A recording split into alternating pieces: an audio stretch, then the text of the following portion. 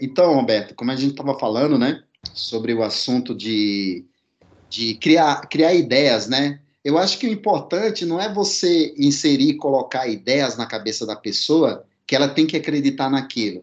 Você tem que dar o caminho, você tem que explicar para ela, né?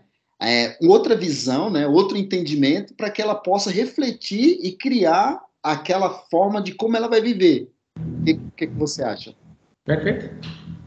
Sim, é sugestionar, né? Eu acho que inspirar e iluminar as mentes, porque eu sempre falo, um professor, na verdade, ele não ensina. O professor, dentro da pedagogia, ele dá os elementos para que o aluno possa aprender. Então, aí vai da experiência, da sinestesia, ou do campo visual, ou do auditivo, para que ele possa captar as informações e deliberar o quê? O que eu vou fazer com isso?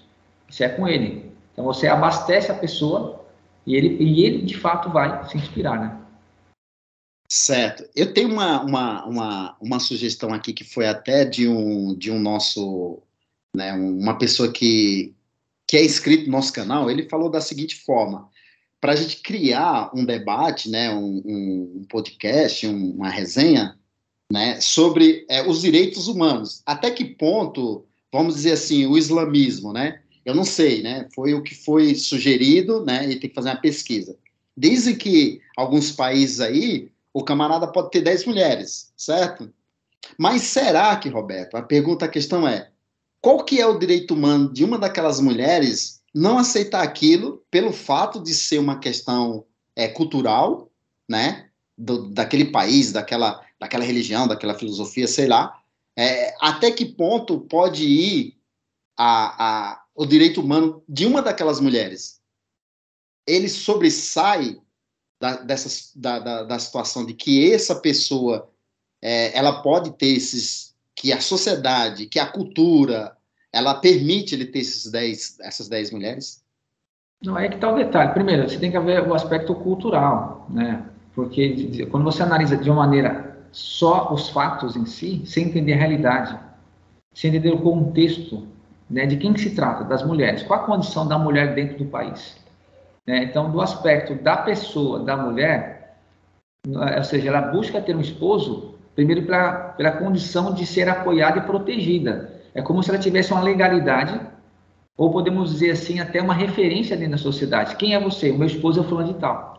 Então, a mulher tem, nesta forma, lá na cultura do país, uma maneira dela poder também ser enxergada a partir do esposo, né? Então, aquelas que têm o esposo, 4, 5, 6 ou 7, são pessoas que são, né, atendidas por ele, o provedor do lar, que acolheu. Então, é mais um acolhimento.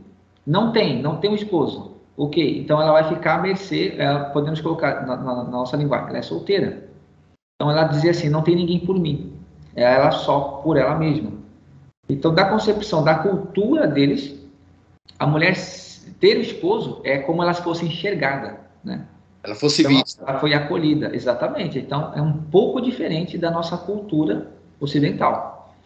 Bem diferente. Mas a pergunta não precisa responder agora, entre essas 10 mulheres, certo? Porque a cultura permite essa poligamia, né? Poligamia? Sim, Poligamia. poligamia.